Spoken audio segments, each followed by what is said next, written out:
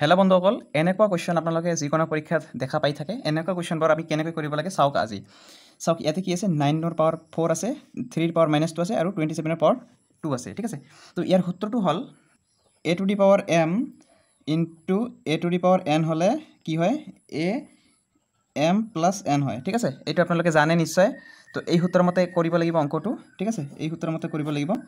তো চাওক, এই সূত্ৰৰ মতে যদি আমি পাতোঁ তেনেহ'লে এই গোটেইকেইটা কি কৰিব লাগিব, এৰ দৰে বনাব লাগিব, এটা মান বনাব লাগিব। ঠিক আছে, তো 9ক আমি কি বনাব পাৰোঁ, 3 বনাব পাৰোঁ। কেনেকৈ 3 বনাব পাৰোঁ, 9টো হ'ল 3ৰ স্কুৱেৰ। ঠিক আছে, 3ৰ স্কুৱেৰ কি 9, আৰু 9ৰ ওপৰত কি আছে 4, গতিকে 4 লিখি দিলোঁ। ঠিক আছে, তাৰপিছত এইটো 3টো 3 থাকিব, 3 - 2 ইনটু 27ক আমি কি কৰিব পাৰোঁ, 3ৰ কিউব হয়। ঠিক আছে, 3 3 গুণ 9, 9 3 গুণ 27, গতিকে 3ৰ কিউব, 3ৰ মান 3। ঠিক আছে, আৰু স্কুৱেৰ আছে, স্কুৱেৰটো ওপৰত থাকিল। ঠিক আছে, তো এইবাৰ আমি কি লিখিব পাৰোঁ, 3 এইটো আৰু এইটো পূৰণ হয়, গতিকে 4 2 গুণ 8। ঠিক আছে, ইনটু 3ৰ মান -2 ইনটু 3 3 2 গুণ 6। ঠিক আছে, তো এতিয়া কি হ'ব, এতিয়া চাওক এই যিবিলাক ইয়াতে আপোনাক দেখালোঁ যে এৰ মান m ইনটু এৰ মান n কি হয়, এইটো প্লাছ হয়। ঠিক আছে, গতিকে এইটো কি হ'ব, 3 থাকিব, আৰু এইটো 8 প্লাছ -2 প্লাছ 6। ঠিক আছে, এইটো কৰিলে কি হ'ব,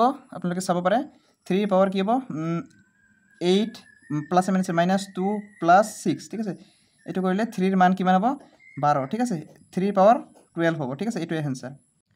তো বন্ধুসকল চাওক, এই অংকটো আমি কেনেকৈ কৰিব পাৰোঁ। এই অংকটো কৰিবলৈ সূত্ৰটো হ'ল a পাৱাৰ m হৰণ a power n is equal to a m minus n। এইটো হ'ল ইয়াৰ সূত্ৰ। ঠিক আছে, এইটো হ'ল ইয়াৰ ফৰ্মুলা।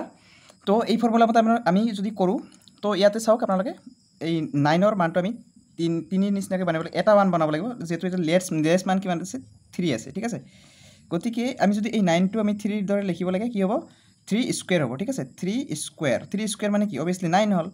9ৰ মান কি আছিল, 5 লিখি দিলোঁ, হৰণ 3 মান -3 আছে, 3 এইটোৱে লিখি দিলোঁ, চেম লিখি দিলোঁ। 81ক যদি আমি এনেকৈ 3ৰ পাৱাৰত লিখিব লাগিব, তেনেহ'লে কেনেকৈ লিখিম আমি, 3ৰ পাৱাৰ 4। ঠিক আছে, 3ৰ পাৱাৰ 4 কি হ'ব, 81। কেনেকৈ হ'ব, 3 3 গুণ 9, 9 3 গুণ 27, 27 3 গুণ 81। ঠিক আছে, গতিকে 3ৰ পাৱাৰ 4, আৰু ইয়াৰ স্কুৱেৰ আছিল স্কুৱেৰ। ঠিক আছে, তো এতিয়া চাওক কি হ'ব, 3ৰ পাৱাৰ কি হ'ব, 2 5 গুণ 10।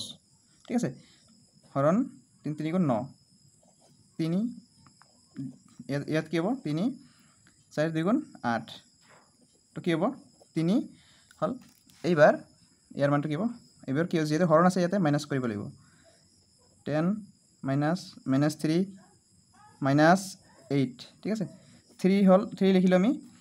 এতিয়া 10 -7 প্লাছ 3 -8। ঠিক আছে, তো 10 + 3 কি হ'ল, 13। 13ৰ পৰা 8 গ'লে কিমান হ'ব, 5। ঠিক আছে, এইখিনি হ'ল এনচাৰ।